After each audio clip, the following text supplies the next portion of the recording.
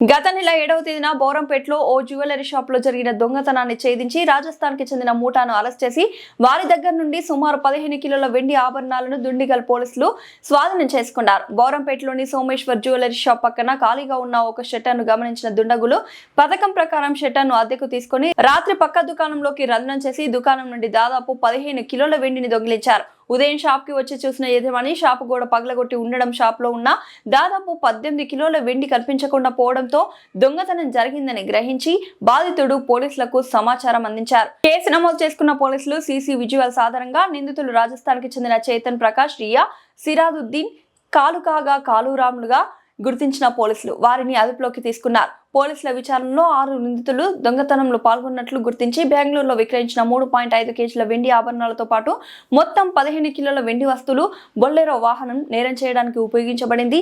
దాదాపు 4 అడుగుల ఇనుప రాడ్ను స్వాధీనం చేసుకున్నారు. పరారీలో ఉన్న మరో 3 ఆల్నాదురాం, మహేందర్ జై, తరుణ్ గోవింద్ ఆచూకీకై గాలిస్తున్నారు. నిందితులను రిమాండ్ కు తరలించినట్టు డీసీపీ తెలిపారు. అద్దెదారునికి అద్దె ఇచ్చిన ముందు భవిష్యత్తులో ఎలాంటి నేరాలు జరగకుండా ఉండడానికి ముందుగా అద్దెదారు నుండి పత్రాలను సేకరించి అతని స్వస్థలం మరియు అతని స్థానాన్ని ధృవీకరించుకోవాలని అడిషనల్ డీసీపీ అన్నారు.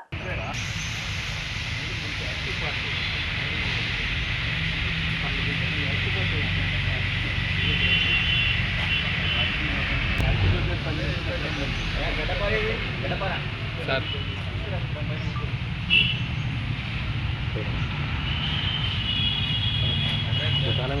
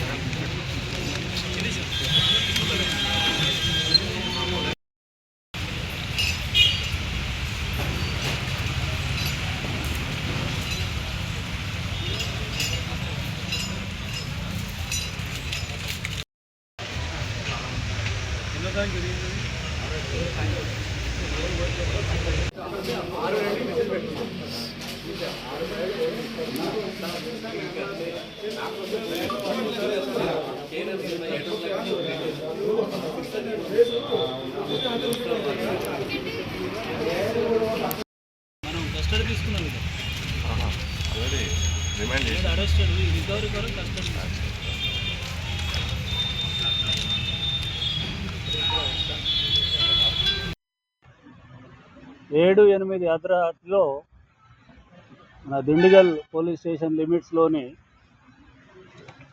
సోమేశ్వర జ్యువెలరీ షాప్లో ఒక దొంగతనం జరిగింది. అందులో ఏంటంటే ఆ ఓనరును కలిసి కొంతమంది రాజస్థాన్కి చెందిన వాళ్ళు దాని పక్కన ఖాళీగా ఉన్నటువంటి షటర్ను కిరాయికి కావాలని అడుగుతారు. దాన్ని కిరాయికి తీసుకొని క్లీన్ చేసుకుంటామని చెప్పి రాత్రి ఆ గోడను బద్దలు కొట్టి అక్కడ జ్యువెలరీ షాప్లో ఉన్నటువంటి దాదాపుగా 15 కిలోల వెండి ఆభరణాలు ఇవన్నీ అవే తీసుకొని పారిపోతారు. అయితే అక్కడ బంగారు వస్తువులు కూడా దాదాపుగా 20 తులాల వరకు ఉన్నది.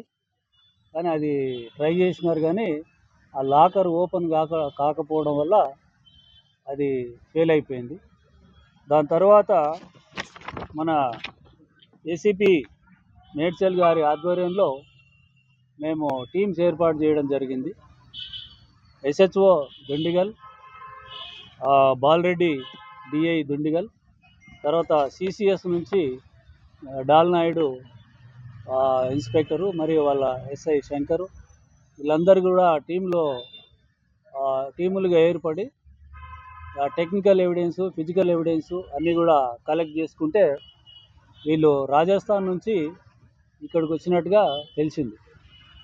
అయితే దీంట్లో టెక్నికల్ ఎవిడెన్స్ ద్వారా ఒక అతన్ని పట్టుకొని మనం దీంట్లో ఇన్వాల్వ్ అయిన వాళ్ళు మొత్తం 6 ఉన్నారు. ఒకడు రిసీవరు.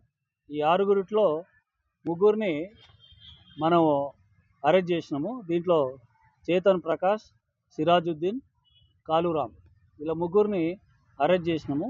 కాలురామ్ దగ్గర ఇంట్లోనే మొదట 3.5 కిలోలు మనం రికవరీ చేసి వాళ్ళందరినీ జైలుకు పంపించడం జరిగింది. తర్వాత వీళ్ళని మళ్ళీ ఈ చేతన్ ప్రకాష్, సిరాజుద్దీన్ను పోలీస్ కస్టడీ తీసుకొని మిగిలిన వస్తువుల గురించి మనం బెంగళూరు నుంచి రికవరీ చేసుకొని తీసుకురావడం జరిగింది. దాంట్లో 11.5 కిలోల వెండి ఆభరణాలు రికవరీ చేయడం జరిగింది. టోటల్గా మొదటిది రెండవది కలిపి 15 కిలోల వెండి ఆభరణాలను పూర్తి స్థాయిలో రికవరీ చేయడం జరిగింది. వాళ్ళు క్రైమ్ చేసేటప్పుడు యూజ్ చేసినటువంటి బొలేరో వెహికల్ను కూడా మనం సీజ్ చేయడం జరిగింది.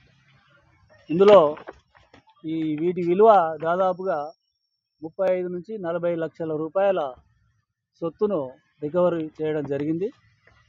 ఇది మేడ్చల్ ఏసీపీ గారి ఆధ్వర్యంలో కష్టపడ్డటువంటి SHO బెండిగల్, తర్వాత బాలరెడ్డి DI, తర్వాత దాల్నాయుడు వీళ్లకు అభినందిస్తూ వీళ్ళ మీద సిపి గారికి రివార్డు కొరకు వీళ్ళ పేర్లు రికమెండ్ చేయడం జరుగుతుంది.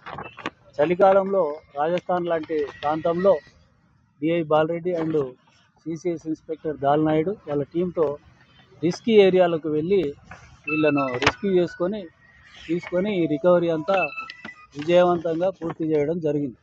ఇంత పెద్ద కేసు ఛేదించినందుకు వాళ్ళని అభినందిస్తూ ఉన్నతాధికారులకు వీళ్ళ మీద రివార్డుకు సిఫార్సు చేయడం జరుగుతుంది.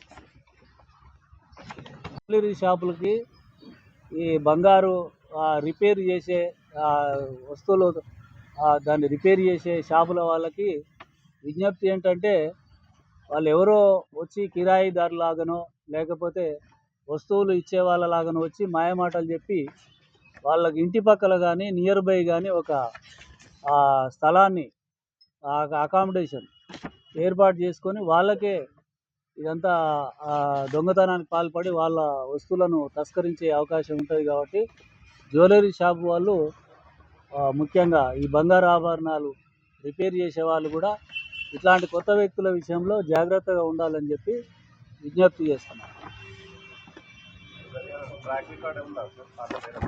పాత నేరస్తుడు ఆయన నాతురామ్ అనేటోడు ఒక్కడే పాత నేరస్తుడు. వీళ్ళందరికీ టీం లీడర్ వాడికి పాత కేసులు ఉన్నాయి. వానికి బాంబేలో ఉన్నాయి, మన రాజస్థాన్లో కేసులు ఉన్నాయి, తమిళనాడులో కేసులు ఉన్నాయి, బెంగళూరులో కూడా కేసులు ఉన్నాయి. ఈయన ఏమో ఇదే అన్నట్టు ఫస్ట్ ఒక లోకల్లో ఉన్నటువంటి రాజస్థాన్కి సంబంధించిన వాళ్ళను పరిచయం ఏర్పాటు చేసుకొని వాళ్ళ షెల్టర్ తయారు చేసుకొని దాని తర్వాత రక్కీ చేసి అఫెన్సులు చేస్తాడు వీడు. దీని కొరకు ట్రై చేసినాం కానీ ఖరారులో ఉన్నాడు. మళ్ళీ టీమ్స్ ఏర్పాటు చేసి వీళ్ళు పట్టుకోవడం జరుగుతుంది.